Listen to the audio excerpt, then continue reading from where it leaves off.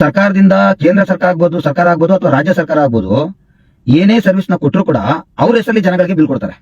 ಇದನ್ನ ಅರ್ಥ ಮಾಡ್ಕೊಳ್ಳಿ. ನಮ್ಮನ್ನ ಅಸಂಘಟಿತ ವರ್ಗಗಳಿಗೆ ಸೇರಿಸಬೇಕು ಅನ್ನೋದೇ ಅವರ ಹುನ್ನಾರ.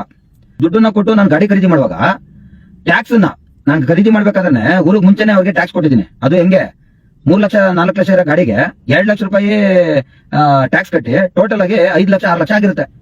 ಆ 6 ಲಕ್ಷ ದುಡ್ಡಲ್ಲಿ ನಾನು 1.5 ಲಕ್ಷ 2 ಲಕ್ಷ ಡೌನ್ ಪೇಮೆಂಟ್ ಹಾಕಿ ಉಳಿದ ದುಡ್ಡಿಗೆ ಬಡ್ಡಿ ಕಟ್ಟಿ, ಅಂದ್ರೆ ಸಾಲ ಮಾಡಿ ಅದಕ್ಕೂ ಬಡ್ಡಿ ಕಟ್ಟಿ ಅದ್ರ ಜೊತೆ ಟ್ಯಾಕ್ಸ್ ಕಟ್ಟಿದ್ದೀನಿ. ಸಾಲ ಮಾಡಿ ಟ್ಯಾಕ್ಸ್ ಕಟ್ಟಿ ದೇಶಕ್ಕೆ ನಾನು ಮೊದಲೇ ದುಡ್ಡು ಕೊಟ್ಬಿಟ್ಟು ಆಮೇಲೆ ದುಡ್ಡು ಹಾಕುತ್ತಿದ್ದೀನಿ.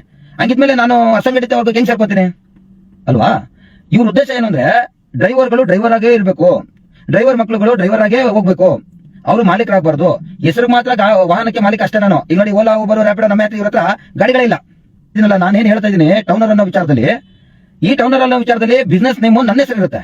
ನನ್ನ ಒಂದು ಜೈ ಬಜರಂಗಿ ಕ್ಯಾಬ್ ಅನ್ನೋ ಹೆಸರಲ್ಲಿ ನಾನು ಬಿಸ್ನೆಸ್ ನೇಮ್ ನ ಇಟ್ಕೊಂಡು ನಾನು ಜನಗಳಿಗೆ ಸರ್ವಿಸ್ ಕೊಡ್ತೀನಿ.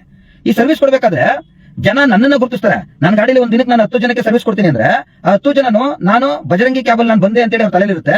ನಾನು ನಾಗೇಶ್ ಅವರಿಂದ ಸರ್ವಿಸ್ ತಾಂಡೆ ಅಂತ ತಲೆಯಲ್ಲಿರುತ್ತೆ. ಆದ್ರೆ ಇದುವರೆಗೂ 20 ವರ್ಷಗಳ ಒಂದು ಇತಿಹಾಸ ಏನು, 2014ಕ್ಕೆ ಇವರೆಲ್ಲ ಬಂದ್ರು ಓಲಾ ಊಬರ್ ಎಲ್ಲ, ಅಲ್ಲಿಂದ ಇಲ್ಲಿವರೆಗೂ ಎಲ್ಲಾರ ಬಾಯ್ಲೂ ಓಲಾ ಊಬರ್, ಇತ್ತೀಚೆಗೆ ನಮ್ಮ ಯಾತ್ರೆ ರ್ಯಾಪಿಡೋ. ಆದ್ರೆ ಜನಗಳಿಗೆ ಗೊತ್ತಿಲ್ಲ ಆ 4 ಕಂಪನಿಗಳದ್ದು ಸ್ವಂತ ಗಾಡಿಗಳು ಇಲ್ಲ ಅಂತ. ಅವರೆಲ್ಲ ಏನ್ ತಿಳ್ಕೊಂಡಿದ್ದಾರೆ ಅಂದ್ರೆ ನನ್ನ ಗಾಡಿನೇ ಸ್ವಂತ ಗಾಡಿ ಅವ್ರದ್ದು ಅಂತ ತಿಳ್ಕೊಂಡವ್ರೆ. ಏನ್ ನಿಸಾನ್ ಸನಿ ನಮ್ದು ಏನಿದೆ 4576 ಹಂಗೆ ನಿಮ್ಗಳದ್ದು ಗಾಡಿಗಳಿದಾವಲ್ಲ, ಈ ಗಾಡಿಗಳೆಲ್ಲ ಅವರು ಅಂತ ತಿಳ್ಕೊಂಡವ್ರೆ ಜನ. ಅದಕ್ಕೆ ಅವ್ರೇನ್ ಹೇಳ್ತಾರೆ, ನನ್ಗೆ ಆ ಕಂಪ್ನಿ ಏನ್ ತೋರಿಸುತ್ತೋ ನಾನು ಅದನ್ನ ಕೊಡ್ತೀನಿ ಅಂತ ಅವರು. ಪಾಪ ಜನಗಳು ಮುಗ್ದ್ರು, ಅವ್ರಿಗೆ ಅದ್ರ ಬಗ್ಗೆ ಮಾಹಿತಿನೇ ಇಲ್ಲ. ಅದ್ರ ಜೊತೆಗೆ ಇನ್ನೂ ಮುಗ್ದ್ರು ನಮ್ಮ ಡ್ರೈವರ್ಗಳು. ಅವ್ರ ಗಾಡಿಗೆ ಅವರೇ ಡ್ರೈವರ್ ಆಗಿ, ಅವ್ರ ಗಾಡಿಗೆ ಅವರೇ ಕೂಲಿ ಆಗಿ ಕೆಲಸ ಮಾಡ್ತಾ ಇದಾರೆ. ನಾನು ಅದಕ್ಕೆ ಈ ಒಂದು ಕಾನ್ಸೆಪ್ಟ್ ಏನಿದೆ, ಈ ಟೌನರ್ ಅನ್ನೋ ಒಂದು ಕಾನ್ಸೆಪ್ಟ್, ಇಲ್ಲಿ ಬಿಸ್ನೆಸ್ ನೇಮು ನಂದು, ನನ್ನ ಜನಕ್ಕೆ ನನ್ನ ಒಂದು ಕಸ್ಟಮರ್ಗೆ ನಾನ್ ಬಿಲ್ ಕೊಡ್ತಾ ಇದ್ದೀನಿ. ನಾನೊಬ್ಬ ಬಿಸ್ನೆಸ್ ಓನರ್ ಆಗಿ ನಾನು ಅವ್ರಿಗೆ ಬಿಲ್ ಕೊಡ್ತಾ ಇದ್ದೀನಿ. ಈಗೀಗ ಒಂದಷ್ಟು ಜನಗಳಿಗೆ ಮಾಹಿತಿ ಗೊತ್ತಾದ್ಮೇಲೆ ಅವ್ರು ಖುಷಿ ಪಡ್ತಾ ಇದ್ದಾರೆ. ಇದು ನನ್ನ ಬಿಸ್ನೆಸ್, ಇದು ನನ್ನ ಹೆಸರಲ್ಲಿ ಬಿಸ್ನೆಸ್ ಮಾಡ್ತೀನಿ. ನಾನೊಬ್ಬ ಓನರ್ ಆಗಿ ಬಿಸ್ನೆಸ್ ಮಾಡ್ತೀನಿ, ಒಬ್ಬ ಟ್ರಾವೆಲ್ ಏಜೆನ್ಸಿ ಆಗಿ ಬಿಸ್ನೆಸ್ ಮಾಡ್ತೀನಿ.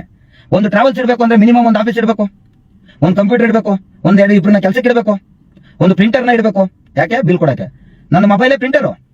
ಏನ್ ಸರ್ ನೀವೇ ನೋಡಿ, ನಂಗೆ ನನ್ನ ಮೊಬೈಲ್ ಇಂದ ಅವ್ರಿಗೆ PDF ಕಳಿಸ್ತೀನಿ. ಆ PDF ನಾನು ಆಫೀಸ್ ಇಟ್ಕೊಂಡು ಏನ್ ಮಾಡಬೇಕು, ಸಿಸ್ಟಮ್ ಅಲ್ಲಿ PDF ನ ರೆಡಿ ಮಾಡಬೇಕು. ಅದಾದ್ಮೇಲೆ ಪ್ರಿಂಟರ್ಗೆ ಪ್ರಿಂಟ್ ಮಾಡ್ಬಿಟ್ಟು ಅವ್ರಿಗೆ ಕಳಿಸ್ಬೇಕು. ಸೊ ಆ ಪ್ರಿಂಟರ್ ಕೆಲಸನ ಮತ್ತೆ ಆ ಸಿಸ್ಟಮ್ ಕೆಲಸನ ನನ್ನ ಮೊಬೈಲ್ ಮಾಡ್ತಾ ಇದೆ.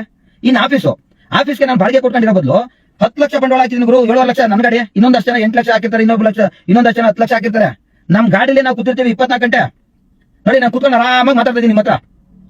ಇಲ್ಲೇನ ನೋಡಿ, ರೋಡಲ್ಲಿ ನಾನು ನಿಲ್ಸಿದ್ದೀನಿ ಗಾಡಿ, ಯಾವ್ದೋ ಒಂದು ಏರಿಯಾದಲ್ಲಿ ರೋಡಲ್ಲಿ ನಿಲ್ಸ್ಕೊಂಡು ನನ್ನ ಗಾಡಿನಲ್ಲಿ ಕೂತ್ಕೊಂಡು ನಾನು ವಿಡಿಯೋ ಮಾಡ್ತಾ ಇದ್ದೀನಿ. ಅಲ್ಲಿಗೆ ಇದೇ ನನ್ನ ಆಫೀಸು, ಕರೆಕ್ಟ್ ಅಲ್ವಾ?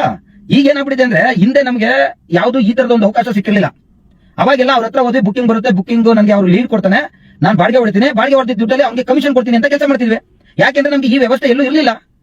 ಈ ವ್ಯವಸ್ಥೆ ತರಬೇಕು ಅಂದ್ರೆ ನಾನೊಬ್ಬ ಹೋಗ್ಬಿಟ್ಟು ಯಾವ್ದೋ ಒಂದು ಸಾಫ್ಟ್ವೇರ್ ನ ಏನಾದ್ರು ಡೆವಲಪ್ ಮಾಡಿ ಆ ಬಿಲ್ ಬರಂಗ್ ಮಾಡ್ಕೊಂಡು ಎಲ್ಲ ಮಾಡಕ್ಕಾಯ್ತಾ?